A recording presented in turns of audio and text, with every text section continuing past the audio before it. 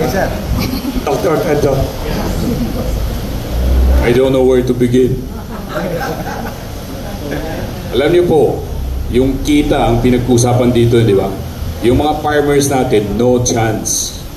No chance to get out of the hole, so to speak.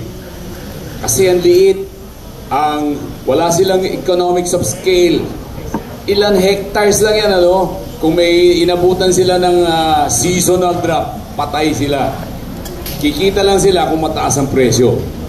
Pag hindi mataas, patay. So, yan ang number one problem. Kung ako ang hindi pwedeng magsabi na kung ako ang secretary. It has to be a direction coming from the government. I was so excited when President Marcos of BBM decided to be the Secretary of Agriculture kasi he has the power to decide. Kailangan sabihin natin, itong agriculture, top priority. Pag may hindrance, tatanggalin ko yan. Pag may mga smuggling, tatanggalin ko yan. Pag may mga hazard, tatanggalin ko yan. It must be top priority of the government. And no hindrances will be put up to stop production. Okay? And then bibigyan ko ng land. Yung land reform, dapat yung land reform ay government land, hindi private land. Eh kumikita na eh, nag-produce na yung private land tapos kukunin mo, hindi tama yun. Ang dami natin private public lands na pwedeng i-reform. Yeah, yun ang dapat natin itulak. Yung Bucor, sinasabi natin. Yung Iwahe.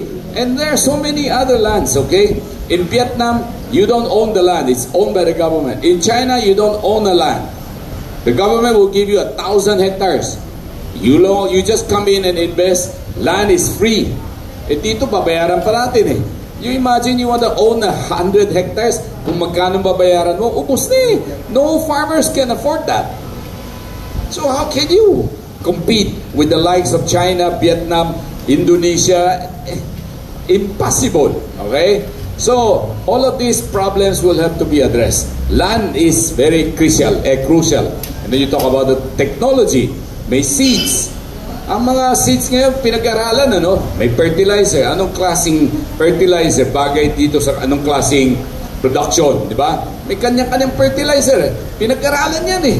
And dito they're going into space to make vegetable in space. Tayo dito sa Pilipinas, we cannot even do our vegetable production properly or high-tech. It's about AI. Galing ako sa Korea, it's all vertical farming. Eh sayang, nakaka-frustrate. Pero, pag-isipan natin, anong direksyon ang gusto natin? Anong priority natin? Based on this priority, these are the things you cannot do to stop production. The government will say, if you do this, I will put you in prison. Isasama kita sa Bucor. Okay? Kailangan, production should never be hindered by anyone. And we should help the farmers. Kung hindi, walang mangyayari sa farmers natin. Fertilizer, seeds, mechanization. Sa outside of the country, they are all highly mechanized. Thousands of hectares, all mechanized. Tayo mano-mano. How can we compete? Carabao, ni Carabao, wala. Mano-mano pa. Sa bundok, sa rice terraces, puro mano-mano. Pero we have so much land. I have to stop talking. Maraming problema eh. Pero ang direction, galing from the government, galing from the private sector, kailangan kumita, kailangan may market.